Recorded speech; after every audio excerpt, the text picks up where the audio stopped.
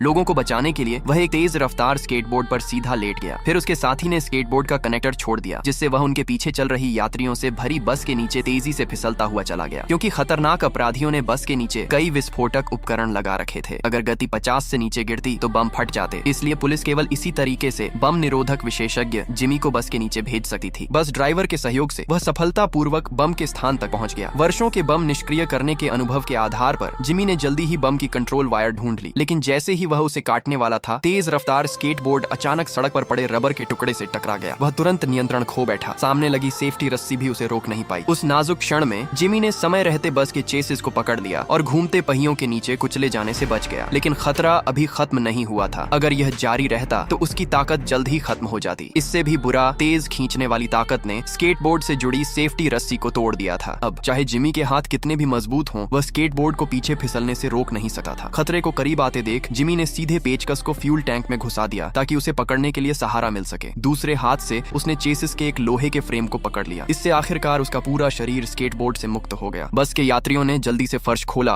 और मिलकर जिमी को ऊपर खींच लिया, लेकिन यह जश्न मनाने का समय नहीं था। फ्यूल टैंक में छेद हो चुका था और अब वह लगातार लीक हो रहा था। 10 मिनट से भी कम समय में बस रुक जाती और बड़ा हादसा हो सकता था। चूंकि वे बम को निष्क्रिय नहीं कर सकते थे, पुलिस ने एक फ्लैटबेड ट्रक को बस के साथ साथ चलाने के लिए लाया। उम्मीद थी कि इस तरह यात्रियों को बचाया जा सके। केवल पहला यात्री ही भाग्यशाली था। जब दूसरे यात्री की बारी आई तो बम लगाने वाले ने अचानक दरवाजे के नीचे लगे बम को ट्रिगर कर दिया। सीढ़ी तुरंत उड़ गई और उसमें एक छेद हो गया और वह महिला बस से गिर गई, लेकिन बाकी लोगों ने तुरंत उसे पकड़ लिया और उसकी जान बच गई। जिमी को इस बात का बहुत अफसोस हुआ, लेकिन इससे उसे यह भी एहसास हुआ कि बस में जरूर कोई निगरानी कैमरा लगा हुआ है। तभी बम लगाने वाले को उनकी हर हरकत का पता चल रहा था। वास्तव में थोड़ी खोज के बाद उसे दरवाजे के ऊपर एक कोने में एक पिनहोल कैमरा लेंस मिल गया। यह जानने के बाद कप्तान ने तुरंत रेडियो स्टेशन से कहा कि वे उस क्षेत्र में प्रसारण सिग्नल को इंटरसेप्ट करें और उसे वर्तमान बस की फुटेज से बदलकर लूप में चला दें। उन्हें उम्मीद थी कि इससे बम लगाने वाला धोखा खा जाएगा। असल में उन्होंने बचाव अभियान शुरू कर दिया था। पुलिस और जिमी के प्रयासों से जल्द ही सभी यात्रियों को दूसरी बस में स्थानांतरित कर दिया गया। बम लगाने वाले को कुछ भी असामान्य नहीं लगा। अब बस में केवल ड्राइवर और जिमी ही बचे थे। जिंदा बचने के लिए जिमी ने एक धातु की रॉड से एक्सेलरेटर को दबाकर रखा। फिर रस्सी के एक सिरे को स्टीयरिंग व्हील से और दूसरे सिरे को एक लोहे की प्लेट से बांध दिया। फिर वे उस लोहे की प्लेट पर लेट गए और बस के नीचे से बाहर निकल गए। रस्सी के खिंचाव के कारण बस की दिशा बदल गई और आखिरकार वह एक सुरक्षित खाली जगह में जाकर रुक गई।